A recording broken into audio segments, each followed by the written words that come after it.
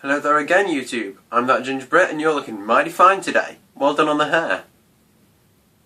You're not bald, are you? I bet you're wondering where I've been. Quite right too. Apart from those 2 little idea videos that I put out earlier, not been doing much on your screens. No, I was going to, and I did, actually. I was tagged by Jack Galaxy Hero here to do Neromon's YouTube Survey 2013. It went swimmingly. Up to a point. I scripted it. I filmed it. I went to edit it. No thanks. The sound was buggered. Fucked up, you might say. Or probably not, that's a little bit rude. Don't bring that filth into my comments section, thank you very much. So yeah, I was quite ticked off. I put a lot of effort into that video, actually. I did quite well, possibly the best video I've ever done. But it's completely ruined now. Can't even salvage it, threw away the script. What am I going to do about it? Very good question. I'm probably just going to remake it, rewrite it, refilm it, do everything again. So all I can do is what I've got to do for YouTube, because you're a tough audience, all 100 and something of you. Yeah, my. I'm doing quite well though, 100 subscribers for shit content, let's be honest. Oh, however, that's set to change. You want to know why? I've sort of been inspired by PBS Idea Channel over here to do some better videos. I'm thinking maybe less frequent and less blah blah, but you know, more informative, more thought-provoking, maybe open up some discussion down there in my pants. And I've actually already made a start. It's over on my other channel. Oh, but Greg, I didn't know you have another channel. Yeah, I don't really have much on it. By much, I mean it's completely unused. However, I decided that if I was going to do content that was focused on video games, it might get a different audience than you guys. So I decided to make a That Gamer Brit channel.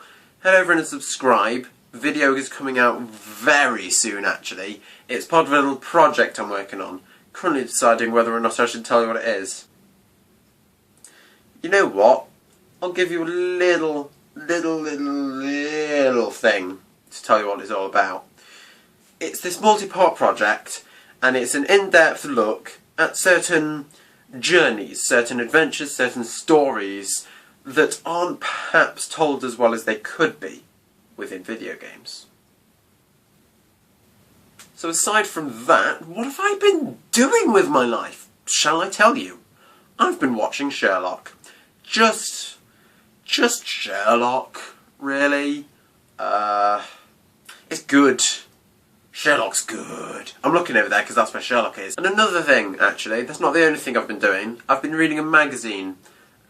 Well, reading a magazine, that's not exactly fresh and exciting, not the kind of life I'd expected you to lead, is it, that Ginger Brit? No, not really, but that's not the really interesting thing.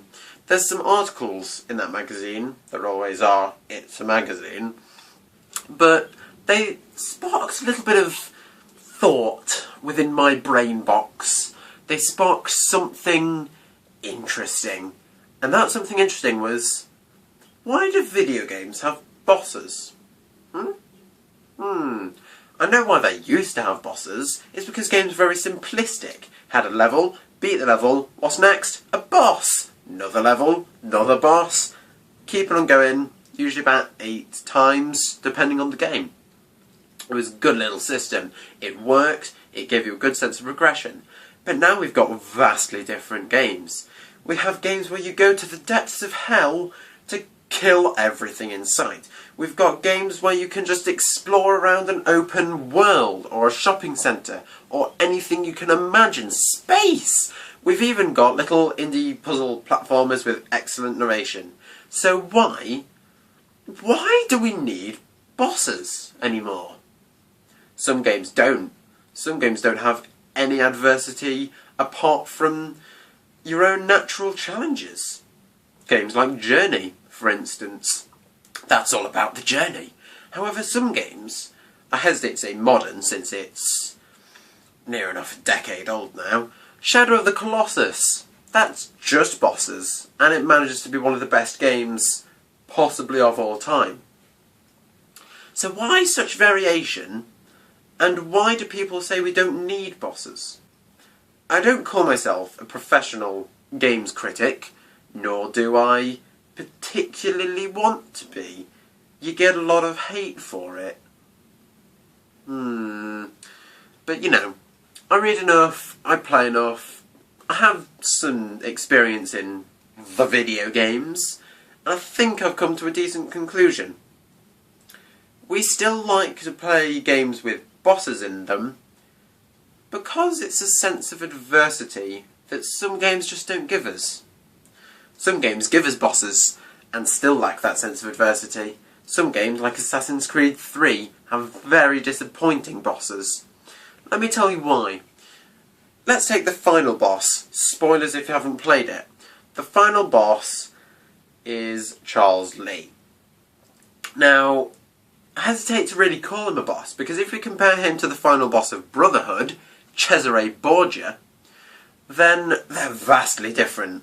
Completely changed from one game to the next.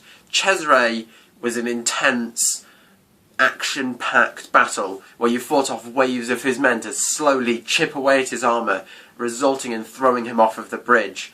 It was a fantastic boss. Throughout the game he had been built up as this rival to Ezio, this absolute antithesis, and it was wonderful.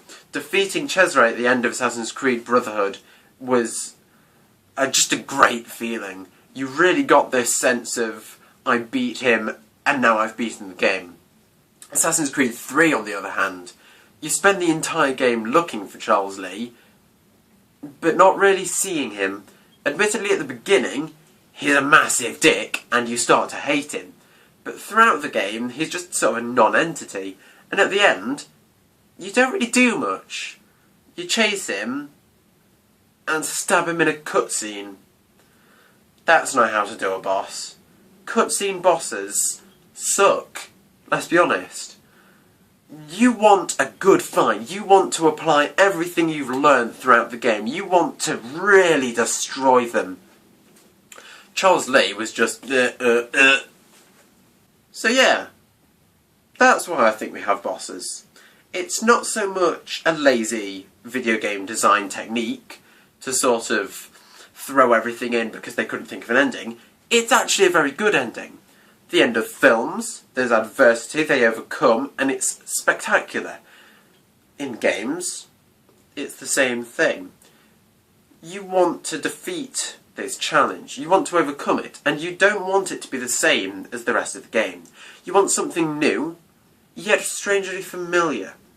You want to prove to the game and to yourself that you have beat it, you have mastered it, and you are good at that game. That's why there are bosses. That's why there haven't been videos recently. And that's why I want you to go over to my next channel. Thank you very much.